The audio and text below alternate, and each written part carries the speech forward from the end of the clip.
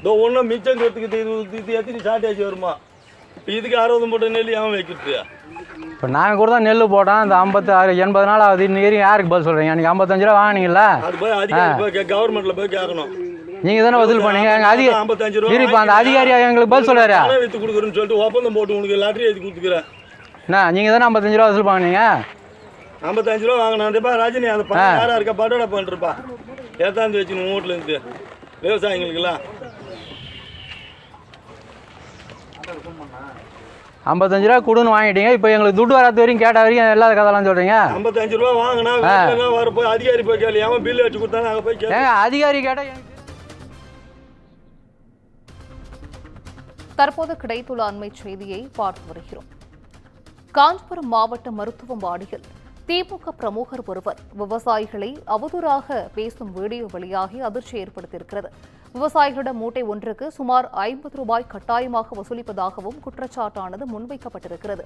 கூடுதல் விவரங்களை செய்தியாளர் பூபாலன் வழங்கிட கேட்கலாம். பூபாலன் வணக்கம். திமுக பிரமுகர் ஒருவர் விவசாயிகளை அவதூறாக பேசக்கூடிய வீடியோ ஒன்று வெளியாகி அதிர்ச்சியை ஏற்படுத்தியிருக்கிறது. இது குறித்தான முழு விவரங்கள் பூபாலன். வணக்கம் சிந்துஜா. உத்திரமேரூர் அருகே நேரடி கொள்முதல் நிலையத்தில் திமுக ஊராட்சி மன்ற தலைவர் விவசாயிகளை தரைக்குறவாக பேசும் காணொலியானது தற்போது சமூக வலைதளங்களில் வைரலாக பரவி ஒரு அதிர்ச்சியை உண்டாக்கியுள்ளது.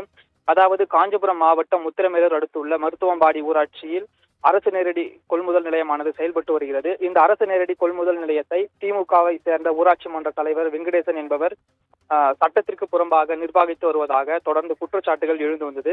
இவர் விவசாயிகளிடத்தில் நெல் வாங்குவதற்கு பதிலாக வியாபாரிகளிடம் அதிக அளவில் நெல் கொள்முதல் செய்வதாகவும் கூறப்படுகிறது.